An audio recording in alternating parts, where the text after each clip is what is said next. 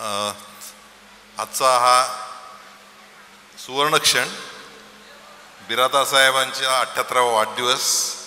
मान्य बिराजदार साहेब, वहिनीसाहेब, व्यासपीठावरील सर्व मान्यवर, इथं उपस्थित असलेले सर्व मान्यवर, छोटीशी गोष्ट सांगतो. 1995च्या जानेवारीमध्ये माझा आणि बिराजदार साहेबांचा पहिला संपर्क आला. आम्ही उद्योजक व्हायचा प्रयत्न करत होतो. मी आणि सुनील बत्तासे माझे पार्टनर बसलेले आहेत आणि आम्ही कोटेशन घेतलं होतं. कोटेशन घेताना आम्ही बिराजदार साहेबांना सांगितलं होतं की तुम्ही जरा कमी ऑटोमेशन केलेलं मशीन द्या, आणि त्यांनी काही फारसा विचार न करता एक कोटेशन देऊन टाकलं. आणि आम्ही गेल्यानंतर त्यांच्या लक्षात आलं की ते कोटेशन चुकून खूप खाली गेलेलं. मी काहीतरी 2.5 लाख 2.5 लाखाचं मशीन त्यांनी 1,80,000ला कोटेशन देऊन टाकलं. आता बँकेच्या सगळ्या सँक्शन प्रकल्प होईपर्यंत 3, 4, 5 महिने गेलेले होते. 5 महिन्यानंतर ज्यावेळी परत आम्ही दोघं ऑर्डर द्यायला गेलो तर ते म्हणले तुम्हाला सांगायला विसरलो की माझं हे चुकलं आहे, ऑटोमेशनमुळं फक्त 10,000 ते 12,000 रुपयेच कमी होतात. आता आमच्यासमोर गहन प्रश्न होता, कारण कनिष्ठ मध्यमवर्गीयातली 2 मुलं उद्योजक व्हायचा प्रयत्न करतायत.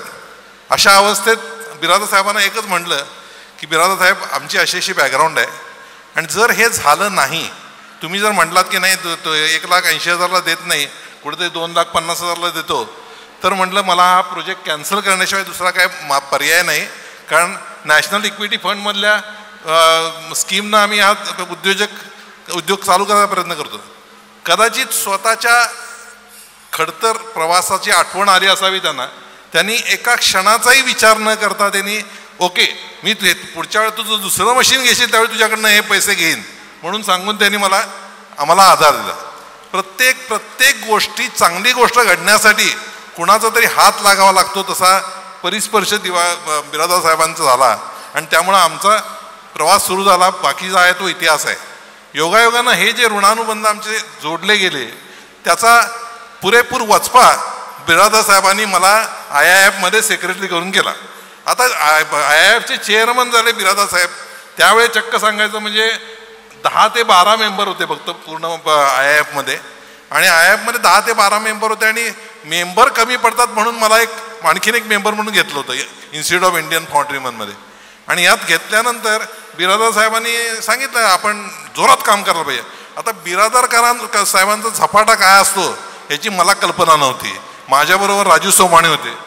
तर यांची अवस्था अशी, म्हणजे आता बरेच जण म्हणते की बिराजदार साहेब म्हणजे देव माणूस, बिराजदार साहेब म्हणजे भला माणूस, पण मला असं वाटतं की बिराजदार साहेब म्हणजे समाजकार्याने झपाटलेला माणूस. कारण यांनी सुरुवात कशी केली, दररोज सकाळी 7 वाजता मला फोन करायचे, संजय आज काय करायचं. आणि कल्पना करा, म्हणजे त्यावेळेला आम्हाला थोडंसं वैतागायचो आम्ही दोघं, पण मी आज सांगतो, आज इन्स्टिट्यूट ऑफ इंडियन फाउंड्रीमन जे खणखणीत पायावर उभं आहे त्याचा सगळा श्रेय बिराजदार साहेबांना जातं. कारण ज्या संस्थेचे 11-12 मेंबर होते आज जवळजवळ 250 मेंबर आहेत, आणि त्यांनी पहिल्या वर्षातच ते मेंबरशिप 50 ते 52वर नेली होती, 5 पट केली होती. आणि ज्या ठिकाणी 8 ते 10 प्रोग्राम व्हायचे त्या ठिकाणी त्यांनी ते 50 का 52 प्रोग्राम केले होते. बिराजदार साहेबांच्या बाकीच्या बऱ्याच गोष्टी त्यांच्याकडनं शिकलोही आम्ही 4 पार्टनरची पार्टनरशिप एकत्र राहण्याविषयी त्यांच्याकडनं प्रेरणा घेत आलो. कधी कुठलीही गोष्टी सामोपचारानं सोडवणं वगैरे अशा गेला.